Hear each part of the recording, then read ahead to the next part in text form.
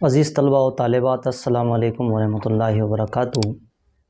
आइए फिर से Maharashtra state board of Pune के 11वीं सिलेबस में उर्दू सब्जेक्ट में सबक नंबर 3 दिया हुआ है फ़िरदौस बरी। फ़िरदौस बरी ये अब्दुल हलीम शरर ने तहरीर किया है। फ़िरदौस बरी जो हम सबक पढ़ेंगे तो ये एक नावेल है। नावेल की इब्तिदा सर सैयद अहमद ख़ान के दौर में ही हो चुकी थी। तो आइए देखिए फ़िरदौस बरी जिसके मुसन्निफ़ है अब्दुल हलीम शरर। आइए नावेल की इब्तिदा करते हैं, समाअत फरमाएँ। तो प्यारे अज़ीज़ तलबा व तालिबात, तो आइए देखिए शुरुआत स्क्रीन पे आपको सामने नज़र भी आ रहा है और सफ़ा नंबर 14 निकालिए। सफ़ा नंबर 14 पे आप लिखते साथ साथ में हम आपको अल्फाज के मानी भी बताएंगे, उसमें मुरक्कब अल्फाज कौन से आएंगे वो भी बताएंगे, हुर्फ़ इज़ाफ़त वाले अल्फाज भी बताएंगे, जमा वाहिद जमा भी बताएंगे। तो आपका ये फ़र्ज़ है कि आप सामने किताब लेकर बैठ जाइए। तो आइए समाअत फरमाएँ। अब्दुल हलीम शरर ने लिखने की शुरुआत की है कि हुसैन को ख़बर नहीं थी कि कब तक ये गफलत उस पर तारी रही, कब तक वो बेहोश पड़ा रहा, मदहोश की हालत में कब तक पड़ा रहा।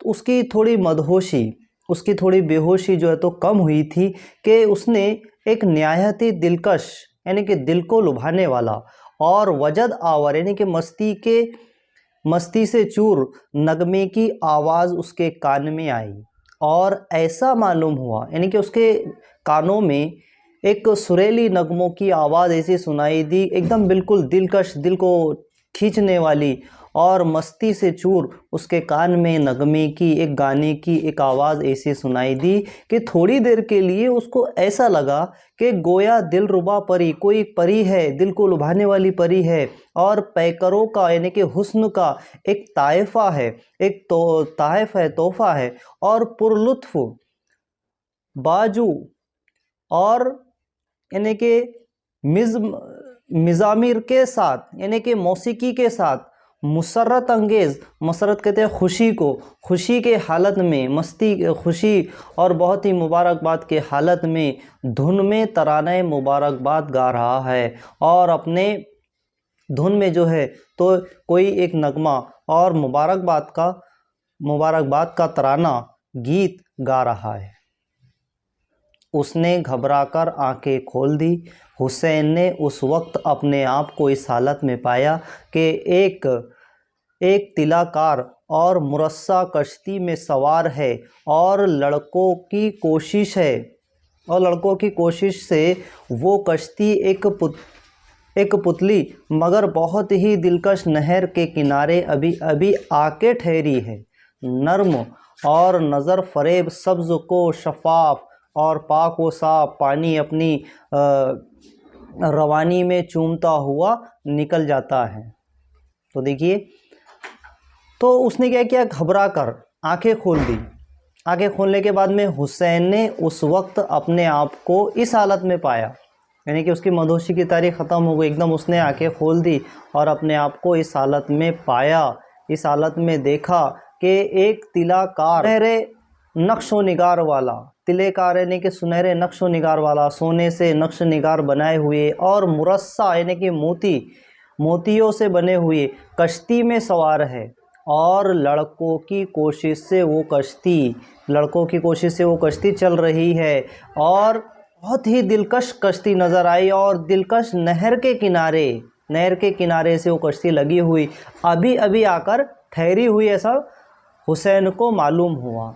नर्म और नज़र फरेब, एकदम नर्म कश्ती नज़र आ रही है जो सोने और हीरे जवाहरात मोतियों से नक्शो निगार बनी हुई कश्ती है और छोटे छोटे बच्चों के सहारे से वो कश्ती किनारे आकर बस अभी ही ठहरी है। सब्ज़े को शफ़ाफ और पाक व साफ पानी यानी पानी भी नहर का एकदम पाक है, शफ़ाफ है और अपनी रवानी में चूमता हुआ निकल जाता है। और बाज़ मुकामात पर गुंजान और सायादार दरख्त है जो पेचीदा और खमदार जुल्फ़ों की तरह नहर की गोरी मगर नम आलूद पेशानी पर दोनों तरफ से झुके पड़े झुके पड़ते हैं। जहाँ से कश्ती आकर किनारे लगी है वहाँ एक कुशादा मरगुजार है। उन खूबसूरत मुलाहों के कहने के बामौजिब वो कश्ती उतरकर सबकी सैर करने लगा। वहाँ जाकर देखा तो और हैरत हुई। पानी के पास ही सब्ज़े का एक पुतला और बराबर हाशिया छोड़कर शगुफ्ता और खुश रंग फूलों का सिलसिला शुरू हो जाता है। तो देखिए आगे हम आपको बताते हैं इसका खुलासा, जो हमने भी 4 लाइन पढ़ी है। तो वो कश्ती आकर एक किनारे से लग जाती है और पानी की कश्ती को चूमता हुआ निकल जाता है। तो और उसके बाद में हुसैन ने देखा कि बाज़ मुकामात पर गुंजान यानी कि बहुत पेचीदा और बहुत ज़्यादा कसरत से झाड़ और सायेदार दरख्त जो है तो मौजूद है, और पेचीदा और खम यानी कि टेढ़े तिरछे और खमदार यानी कि टेढ़े तिरछे और जुल्फ़ों की तरह, बालों की तरह, औरतों के बालों की तरह नहर की गोरी में नहर के ऐसे झुके हुए हैं, मगर नम आलूद पेशानी पर दोनों तरफ से झुके पड़ते हैं। और दोनों नहर के दोनों किनारों पर दरख्त जो है तो लगे हुए हैं और कुछ टहनियाँ उसकी नहर के अंदर गिर रही है, झुकी हुई है। जहाँ से कश्ती आकर किनारे लगी है, जहाँ से कश्ती आकर सिर्फ अभी एक किनारे पर ठहरी हुई है, आकर रुकी हुई है, वहाँ एक कुशाता मरगुजार है। एक बहुत बड़ा लंबा चौड़ा मरगुजार एक बना हुआ है। उन खूबसूरत मुल्लाहों के कहने के बामौजिब यानी कि वो कश्ती चलाने वाले मुल्लाहों के कहने के मौजिब यानी कि उनके ज़रिए से वो कश्ती से उतर जाते हैं और उतरकर नहर के किनारे में जो उगे हुए दरख्त थे, सब्ज़ा घास थी, तो वहाँ उतर गया और उस पर सैर करने लगा। तो वहाँ जाकर देखा तो हैरत हुई। हुसैन ने जब वहाँ जाकर देखा तो उसको हैरत हुई। पानी के पास ही सब्ज़े और बराबर हाशिया छोड़कर यानी कि किनारा छोड़कर शगुफ्ता यानी कि खिला हुआ और खुश रंग यानी कि शादाब और खुशनुमा रंग वाला फूलों का सिलसिला वहाँ पर शुरू हो गया। शगुफ्ता खिले हुए फूल जो है तो सरसब्ज़ और शादाब बागीचा का सिलसिला वहाँ पर शुरू हो गया है। बागीचे की इब्तिदा हो चुकी है जो नहर के दोनों तरफ हद्दे नज़र तक फैलता चला गया है। यानी कि बागीचा इतना बड़ा है, फूलों का सिलसिला इतना बड़ा नज़र आ रहा है कि नहर के दोनों किनारों पर जो है तो जहाँ तक नज़र जाती है वहाँ तक फूलों का सिलसिला, फूलों के छोटे छोटे पौधे हुसैन को नज़र आने लगे हुए हैं। अगरचे फूलों में शादाबी वो खुश रंगी की वही शान है जो सिर्फ खुद रो फूलों में नज़र आती है, मगर इस कदर बहार के साथ ये लुत्फ़ भी है कि निहायत ही लियाकत से चमनबंदी की गई है। चमनों की बाज़ कतारें तो ऐसी है जिनमें एक ही किस्म और एक ही रंग के फूल है, और मालूम होता है कि जैसे एक ही कौम और एक ही वर्दी की फ़ौज हद्दे नज़र तक चली गई है। यानी कि इसका मतलब है कि फूलों का सिलसिला जहाँ पौधे दोनों नहर के किनारे फूलों का सिलसिला शुरू हो जाता है, पौधे लगे हुए हैं, पौधों में फूल खिले हुए हैं, तो जहाँ तक नज़र जाती है तो वहाँ तक ये सिलसिला फूलों का शुरू है। अगरचे फूलों में शादाबी वो खुश रंगी की वही शान है। कौन सी शान है? वही शान है जो सिर्फ खुद रौ फूलों में नज़र आती है, यानी कि जो खिले हुए फूलों में नज़र आती है वही शान और शौकत फूलों के बागीचे में नज़र आ रही है। मगर इस कुदरती बहार के साथ यानी कि अल्लाह ताला के बनाए हुए फूलों के दरख्तों के मंज़र के साथ साथ ये लुत्फ़ भी कि निहायत ही लियाकत से चमनबंदी की गई है। बहुत ही इल्म व हिकमत व दानाई के साथ में चमनबंदी की गई, यानी कि चमन बनाया गया है, बागीचा बनाया गया है। चमनों की बाज़ कतारें, चमनों जो है तो ये चमन की जमा है। चमनों यानी कि बहुत सारे बागात, बहुत सारे चमन की कतारें तो ऐसी लाइनें बागीचों की नज़र आ रही है कि जिनमें एक ही किस्म और एक ही रंग के फूल है। कुछ कतारें बागों की, चमनों की ऐसी नज़र आ रही है कि ऐसा लगता है कि जिनमें एक ही किस्म के और एक ही रंग के फूल हैं, और मालूम होता है कि जैसे एक ही कौम और एक ही वर्दी यानी एक ही यूनिफॉर्म में खड़े हुए हैं और ऐसे की वर्दी है कि यूनिफॉर्म में खड़े हुए इंसान नज़र आ रहे हैं, तो ऐसा महसूस हुआ। आइए उसके बाद में अब दूसरा पैराग्राफ समाप्त फरमाएं कि मुख्तलिफ नहरें जो आबशारों की शान से, यानी कि फवारों की तरह, जो फवारा, जो पानी का फवारा होता है उड़ता है, आबशार पानी के जो आब यानी पानी और शार यानी फुहारे, फुहारों की तरह जो तो पानी उड़ता हुआ नज़र आ रहा है। तो आबशारों की शान से, फुहारों की शान से और पानी की चादरें बन बन कर पहाड़ों से उतरती है नज़र आ रही है, और उनके पानी ने खवा फूलों की खुशबू से मुतासिर होकर या किसी और वजह से गुलाब और केवड़े की शान पैदा कर ली है।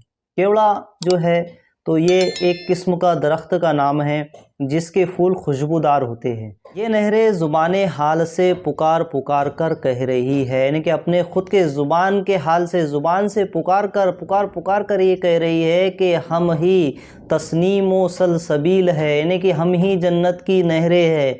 रास्तों और रविशों की तरतीब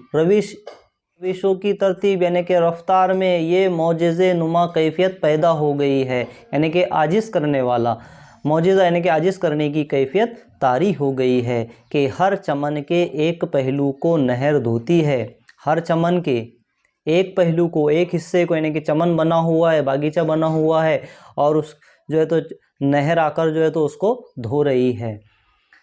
तो उसके दूसरे पहलू को एक छोटी सी खुशनुमा सड़क अपने आगोश में लेती है, यानी कि एक उसके बाजू में ही दूसरे पहलू से लगकर जो है तो नहर के दूसरे पहलू से, दूसरे किनारे से लगकर एक छोटी सी खुशनुमा सड़क बनी हुई है, और वो नहर जो है तो उसको, सड़क को अपने आगोश में, अपने गोद में लेती हुई नज़र आ रही है।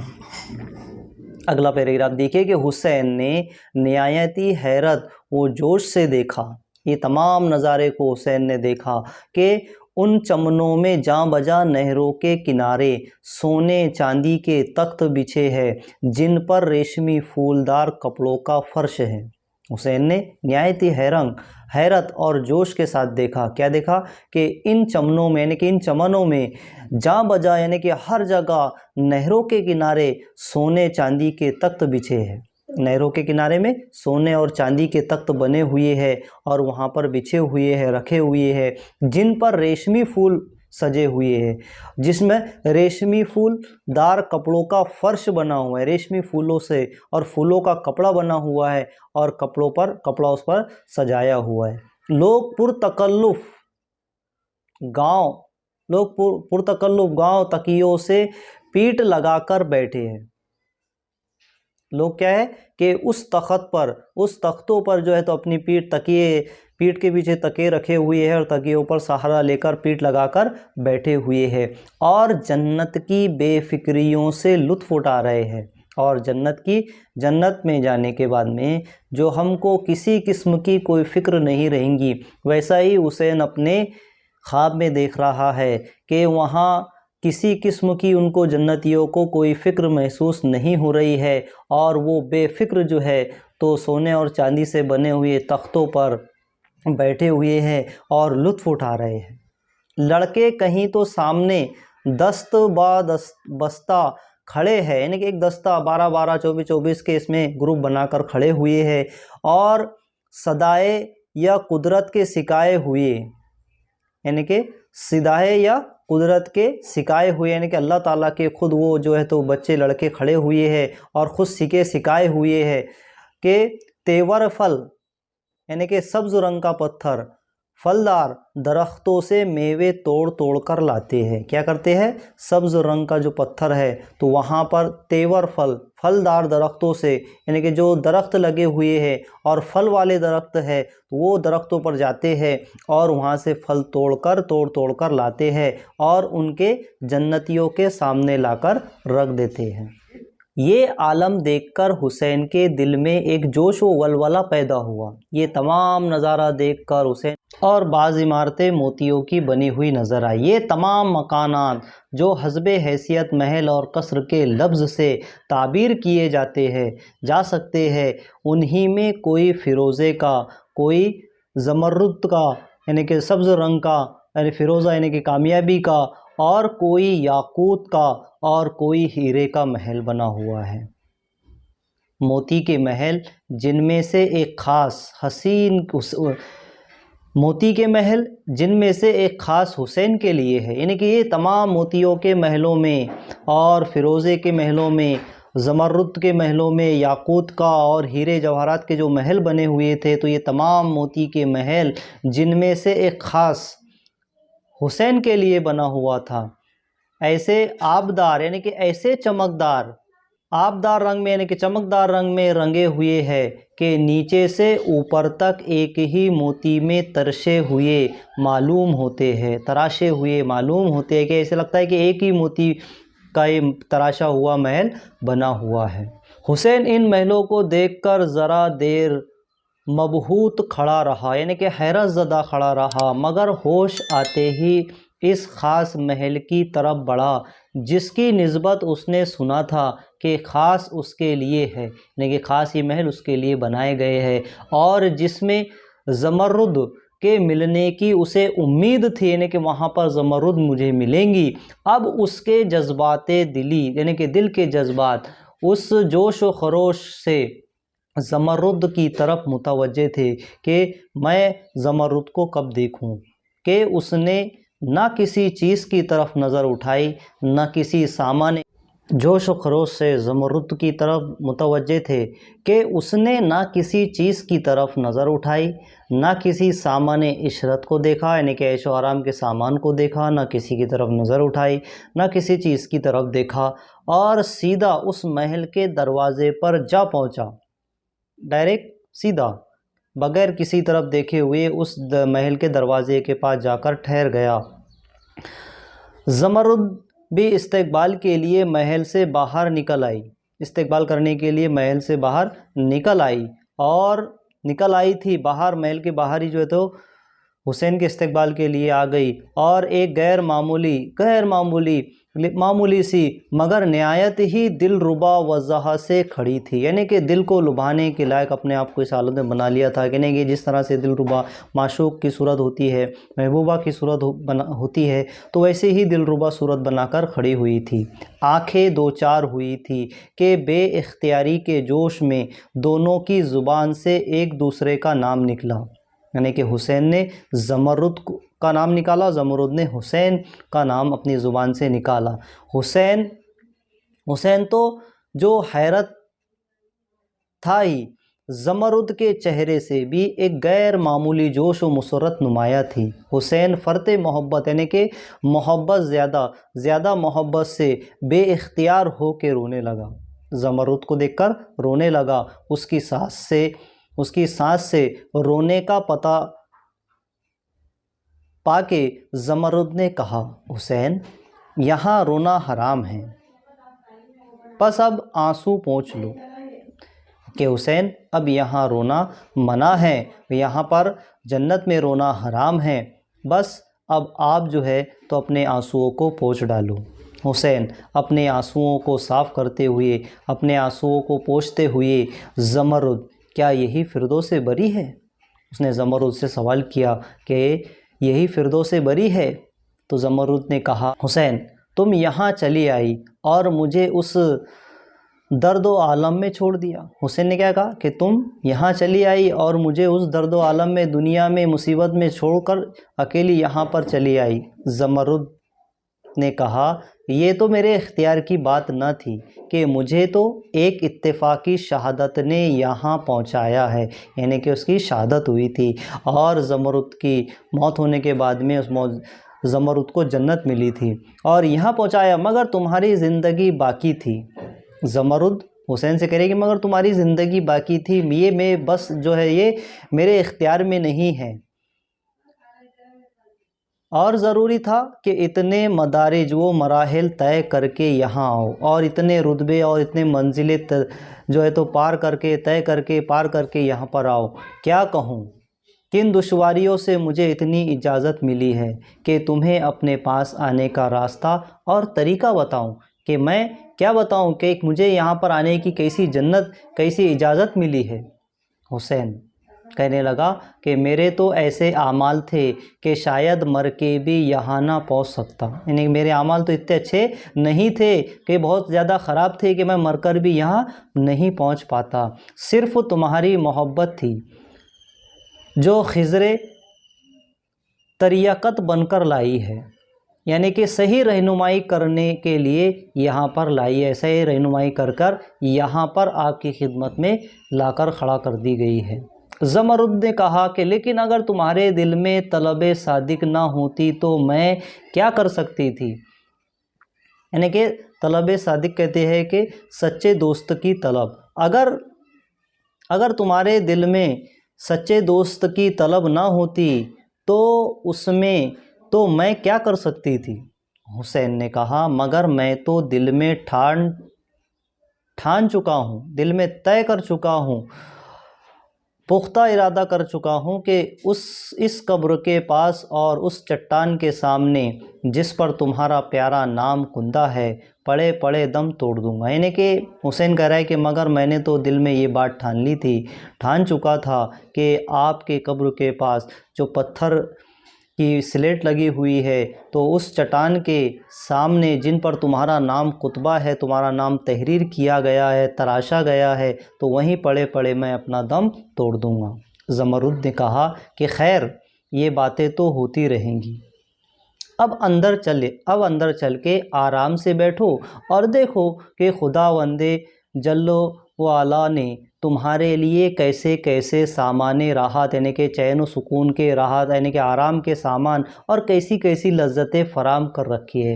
यानी कि बारी ताला ने अपने मर्तबे वाले लोगों के लिए जो दुनिया में नेक आमाल करते हैं, अच्छे काम करते हैं, नेकी के काम करते हैं, बुराइयों से रुक, तो उन लोगों के लिए कैसे आराम की चीज़ें, आराम के सामान और कैसी कैसी लज्जतें फराम करके जन्नत में रखी हुई हैं।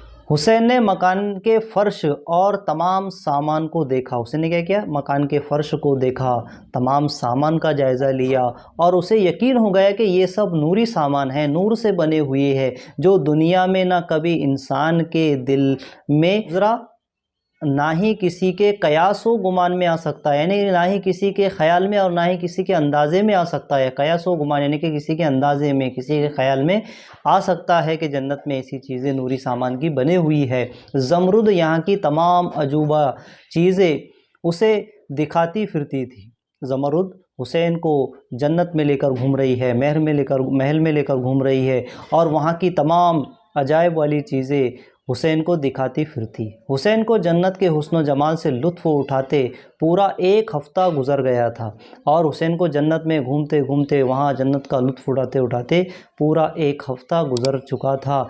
और इस हालत में गुज़रा कि दिलकश और निशात अंगेज़ यानी कि फ़रत अंगेज़ नगमों की आवाज़ अक्सर कानों में गूंजती रहती थी। यानी कि दिलकश, निशात यानी कि खुशी भरी, फ़रहत बख्श आवाज़ें जो है तो उसके कानों में गूंजती रहती थी और बहुत सी हूरें उसकी खिदमत को हाजिर रहती थी। हुसैन के और ज़मरुद के खिदमत के लिए बहुत सी हूरें हाजिर थी।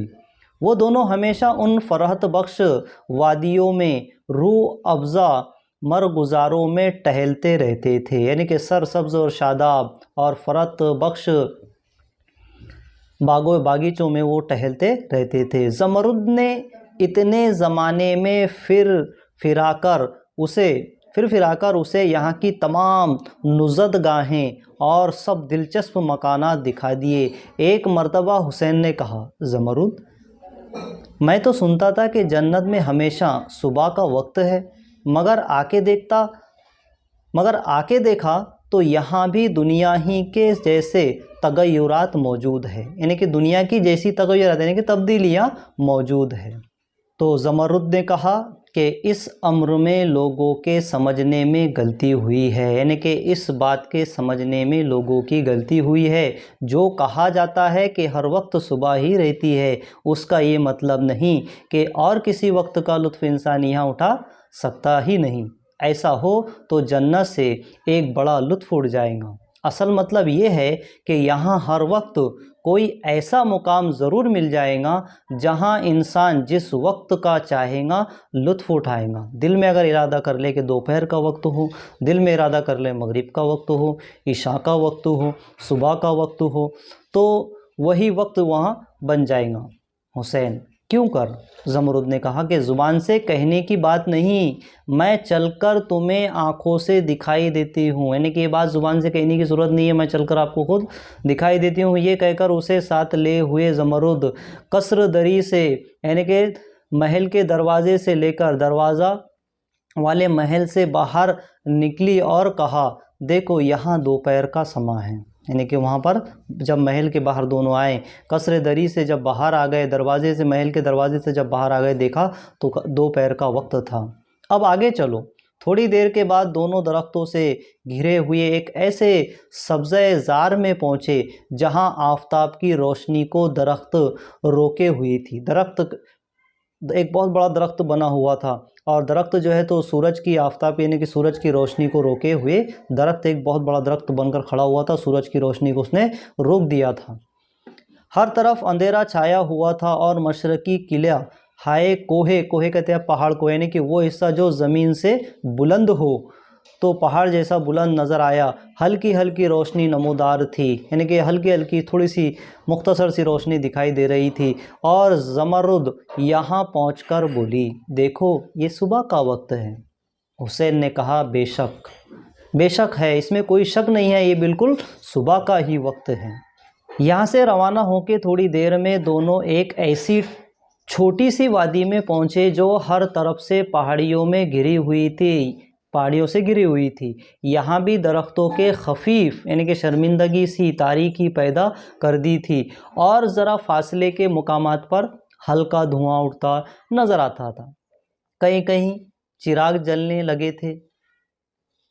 तय्यूर के चहचहाने की शोर बुलंद था, यानी कि परिंदों की, चिड़ियों की चहचहाने की आवाज़ बुलंद थी। और मगरिब के किले पर आफताब के गुरूब होने की भी शुआएं जो है तो नज़र आ रही थी कि अब आफताब गुरूब हो रहा है, डूब रहा है।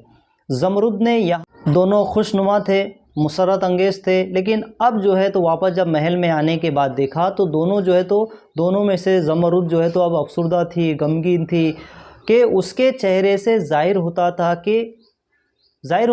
कि वो ज़बरदस्ती कोशिश करके चेहरे को बशाश यानी कि खुश व खुर्रम बनाती है, यानी कि कोशिश करती है, यानी कि अफसुर्दा हो गई, गमगीन हो गई और कोशिश करती कि अपने चेहरे को खुशनुमा रखे, खुर्रम रखे, खुश व खुर्रम रखे, बनाने की कोशिश करती थी। मगर दिल अंदर से बैठा जाता था, दिल अंदर से बैठा हुआ नज़र आ रहा था, यानी कि रोने सी कैफियत हो रही थी। हुसैन ने इस अम्र को हैरत से देखा और कहा, यानी कि ये तमाम हालात को हुसैन ने देखा और देखकर ज़मरुद से कहा, ज़मरुद इस फिरदौसे बरी में भी आज तुम मुझे मलूल नज़र आती हो, यानी कि गमगीन नज़र आती हो, परेशान नज़र आती हो। ज़मरुद नहीं, मगर हाँ गुज़िश्ता मुफारकत यानी कि गुज़िश्ता यानी कि पिछली जुदाई किसी किसी वक्त याद आ जाती है तो ख़वा मा ख़वा दिल भर आ जाता है, यानी कि ज़बरदस्ती जो है तो दिल उदास हो जाता है, परेशान हो जाता है। हुसैन मगर खुदा ने वो मुसीबत काट दी, यानी कि खुदा ने वो मुसीबत, पिछली मुसीबत काट दी है और अब उम्मीद है कि हम दोनों हमेशा एक दूसरे के साथ रहेंगे। ज़मरुद कहती है कि खुदा करे ऐसा हो, मगर हुसैन मुझे उसकी उम्मीद नहीं कि हम दोनों यहाँ पर एक साथ रहे। हुसैन हैरत से ज़मरुद को देखता है और कहता है कि उम्मीद नहीं, ये जन्नत है जिसके लुत्फ़ सरमदी वो अबदी है, यानी कि लाफ़ानी है, हमेशा रहना या रहने वाले हैं। यहाँ ना किसी दुश्मन का अंदेशा हो सकता है और ना ही किसी हासिद का हसद हो सकता है, फिर ना उम्मीदी वो हसरत व नसीबी का क्या सबब है, यानी कि यहाँ किसी दुश्मन का अंदेशा है ना किसी हासिद का अंदेशा है, तो फिर हमको ये नाउम्मीदी करना अच्छी बात नहीं है। ज़मरुद मगर हुसैन तुम यहाँ कब्ल अज़ वक्त आए हो, यानी कि वक्त से पहले आए हो और अबदी यानी कि लाफ़ानी वो सरमदी लुत्फ़ उठाने के लिए वही लोग आते हैं, यानी कि हमेशा हमेशा जो लाफ़ानी है, कभी फ़ना नहीं होने वाले हैं, अबदी सरमदी यानी कि लाफ़ानी है, हमेशा हमेशा रहने वाले हैं। तो यहाँ पर इनका फ़ायदा उठाने के लिए वही लोग आते हैं जो मरने के बाद दुनिया से किता ताल्लुक़ करके आएंगे, यानी कि ताल्लुकात को ख़त्म करके आएंगे। तुमने अभी इस मादी दुनिया के अलाइक, मादी दुनिया के अलाइक किता नहीं किए, यानी कि आपने जो है तो ये जो दुनिया है, तो ये दुनिया से आपने अभी अपना ताल्लुक़ को नहीं छोड़ा है। उस इलाइक यानी कि उस इलाके, इलाइक जो है तो इलाके की जमा है, ये मुराद ताल्लुकात से है, यानी कि वहाँ के ताल्लुकात, दुनिया के ताल्लुकात आपने अभी ख़त्म करके नहीं आए। किता यानी कि ख़त्म करना, ख़त्म करके नहीं आए हैं। तो इस मादी जिस्म को साथ लाए हो, यानी कि जो जिस्म दुनिया में छोड़कर आ जाना पड़ता है, तो अभी आपने वो जिस्म को साथ में लेकर आए हो, जिसको वही दुनिया में छोड़ने के लिए तुम्हें एक रोज़ इस आलम में जाना ज़रूर है, यानी कि उस आलम में तुमको दोबारा वापस जाना है, क्योंकि आपने जो है तो वहाँ का जिस्म उठाकर जन्नत में लेकर आए हैं। पहले आपको मरना होगा, दफनाना होगा और फिर यहाँ पर जन्नत में आना होगा, यानी कि जो तरीक़ा हमको अल्लाह ताला ने दिया है, जो इख्तियार अल्लाह ताला ने हमको दिया है। तो हुसैन अफसोस सदा निकालता है, फिर कब जाऊँगा ज़मरुद, जब हुक्म हो जाएगा, मगर मुझे ऐसा मालूम होता है कि जल्दी जाना पड़ेगा, यहाँ से जल्दी रुखसत होना पड़ेगा, इसलिए कि वहाँ की कई शदीद ज़रूरतें तुम्हें बुला रही है। हुसैन ये सुनकर आप दीदा हो गया और निहायती जोश व दिल से एक आहाए सर्द भरी ठंडी सांस लेकर बोला, मगर ज़मरुद, मुझसे तो अब ना जाया जाएगा, यानी कि इस जन्नत से मुझको अब यहाँ से वापस जाया नहीं जाएगा। ये सुनकर ज़मरुद भी आप दीदा हो गई, यानी कि हुसैन को देखते रह गई और बोली, हुसैन ये अम्र तुम्हारे इख्तियार से बाहर है, यानी कि ये बात जो है तो तुम्हारे इख्तियार में नहीं है कि तुम यहाँ रहोगे, बल्कि ये इख्तियार आपको नहीं है, अल्लाह ताला को है। आपको दोबारा वापस दुनिया में जाना पड़ेगा। जब वक्त आएगा तुम्हें ख़बर भी ना होगी, यानी कि जब वक्त आ जाएगा, जब बुलावा आ जाएगा तो फिर तुम्हें ख़बर भी नहीं होगी। और एक अदना गुनूदगी, अदना सा एक नशा, उनूदगी यानी कि नशे की हालत में तुम्हें आलम में पहुंचा देंगी। तो हुसैन कह रहा है, रो रहा है, रो कर कह रहा है कि फिर अब तो मुझसे तुम्हारे फ़िराक़ की मुसीबत ना बर्दाश्त तो होंगी, फ़िराक़ यानी कि जुदाई की मुसीबत मुझसे बर्दाश्त नहीं होंगी। मैं दुनिया में जाऊंगा और जाते ही अपने आप को हलाक कर डालूंगा, और तुमसे छूटे गुज़रने को एक घड़ी, एक वक्त भी ना गुज़रा होगा कि फिर तुम्हारे पास वापस आ जाऊंगा। तो ज़मरुद तो कहती है कि कहीं ऐसा गज़ब ना करना, ख़ुदकशी कर ली तो जन्नत तुम पर हराम हो जाएंगी, फिर तो क़यामत तक भी मिलने की कोई उम्मीद नहीं रहेंगी। तो हुसैन ज़ोर से सीने पर हाथ रखकर, हाय हाय, मुझसे क्यों कर ज़िंदा रहा जाएगा, अब दुनिया में जाकर मैं ज़िंदा नहीं रह सकता। अच्छा, अगर ये नहीं हो तो तुम मेरे साथ चलो, अगर ये नहीं हो सकता, मैं मरकर वापस दोबारा नहीं आ सकता, तो फिर ऐसा करो कि तुम मेरे साथ चलो। ज़मरुद हुसैन से कहती है, ये तो किसी तरह मुमकिन ही नहीं, ये तो किसी तरह मुमकिन ही नहीं हुसैन, यानी कि ऐसा तो हो ही नहीं सकता। ये ना समझो कि मैं अपने बस में हूँ, यानी कि इसमें कोई मेरा बस नहीं है। ये दुनिया से जन्नत में आना और जन्नत से दुनिया में वापस आना, ये इंसान के बस की बात नहीं है। इतना ही लफ्ज़ ज़ुबान से निकला था कि काँपने लगी और उठकर इधर उधर देखा कि कोई सुन तो नहीं रहा है, यानी कि कोई हमारी बातें सुन तो नहीं रहा है। मगर जब कोई नज़र ना आया तो इत्मीनान से आकर बैठ गई और बोली, हुसैन, अब इन बातों से कोई फ़ायदा नहीं, तुम्हारे वापस जाने का वक्त आ गया है। हुसैन बेसब्री से चिल्लाकर ज़ोर से, क्या अभी से? नहीं, मैं अभी नहीं जाऊंगा। ज़मरुद कहती है कि इन बातों से कोई फ़ायदा नहीं, जितनी ज़्यादा बेसब्री दिखाओगे उतनी ही ज़्यादा ख़राबी होगी। इस वक्त बातें करने का मौका मिल गया है, इसे गनीमत समझो और जो कुछ कहती हूँ सुनो। कोई आ गया तो ये मौका भी हाथ से निकल जाएगा। उम्र भर कफ़े अफसोस मलोगे, यानी कि अफसोस का हाथ मलते रह जाओगे, पछतावा करोगे, सारी दुनिया में भटकते फिरोगे और मतलब कुछ नहीं निकलेगा। तो हुसैन कहता है, अब हुसैन अपने आप को संभालता है और संभाल कर कहता है कि अच्छा सुनता हूँ, तुम ही कोई तदबीर बताओ तो काम चले, यानी कि तुम ही कोई तदबीर, यानी कि कोई इलाज बता दो, कोई बचाव का ज़रिया बता दो, कोई सोच बता दो कि कोई काम निकल पड़े। ज़मरुद कहती है कि यहाँ जाने के बाद पहले तुम कोशिश करना कि वही लोग जिनकी मदद से इस दफ़ा यहाँ आए हो, उन्हीं लोगों की इताअत करके, उन्हें खुश करके फिर यहाँ आने का मौका पाओ। अपनी हाजत रोई के लिए, यानी कि अपनी हाजत पूरी करने के लिए तुम उनके किसी हुक्म से एनराफ़ ना करना, यानी कि उसके खिलाफ़ ना जाना। अगर वो तुम्हें यहाँ दोबारा भेजने का वादा ना करे और सब तरफ से मायूस हो जाओ तो फिर इसी वादी में आकर ठहर जाना जहाँ मेरी कब्र है। फिर वही वादी पर आकर मेरी कब्र के पास आकर ठहर जाना, जिस तरह से अभी आप आए हो और मुझसे मिलने का एक ज़रिया मिल गया है तो मेरी कब्र के पास आ जाना। कब्र मेरी कब्र है और जहाँ ख़त भेजकर मैंने तुम्हें यहाँ आने की तदबीर बतलाई थी तो फिर आपने वैसा ही करना। जब मायूसी के दरवाज़े ख़त्म हो जाए, मायूस हो जाना, दुनिया से मायूस हो जाए, काम पूरा कर देना, तो इसी वादी में आकर ठहर जाना। मगर ज़मरूद वो तदबीर इसी वक्त ना बता दो कि यहाँ से जाते ही उस पर अमल दर आमद शुरू कर दो, यानी कि हुसैन जो है तो ज़मरूद से कह रहा है कि वो ये तदबीर जो है तो अभी मत बताओ, बल्कि मेरे जाने के बाद बताना कि मैं दुनिया में वापस जाऊं और वापस फिर आने की जल्दी से कोशिश करूं। ज़मरूद, अफसोस तुम नहीं समझ सकते, बस तुम्हें वही करना चाहिए जो मैं बताती हूँ, जो मैं बता रही हूँ तुमको वही करना चाहिए। वही तदबीर इस वक्त बताने की नहीं है, यानी कि जो तदबीर मैं बताने वाली वो तदबीर इस वक्त बताने की ज़रूरत नहीं है। हुसैन, देखो अब कितने दिनों ठोकरें खानी पड़ती है, यानी कि दुनिया में जाने के बाद कितनी ठोकरें खानी पड़ती है। ज़मरूद, सब्र करो और ज़ब्त से काम लो, यानी कि हिफाजत से और होशियारी से काम लो, और ख़बरदार ऐसी कमज़ोरी और ऐसी बुज़दिली न दिखाना। हुसैन कहता है कि मैं उसी से डरता हूँ, बाज़ वक्त ना मैं अपने होश में होता हूँ और ना कुछ वक्त और ना नेक व बद समझता हूँ। ये तुम्हारे लिए ही था कि मैंने अपने चचा और शेखे वक्त इमाम नजमुद्दीन निशापुरी को कत्ल कर डाला है, यानी कि मैंने नहीं समझा और अपने चचा को, यानी कि शेखे वक्त के शेख को, इमाम नजमुद्दीन निशापुरी को मैंने कत्ल कर डाला।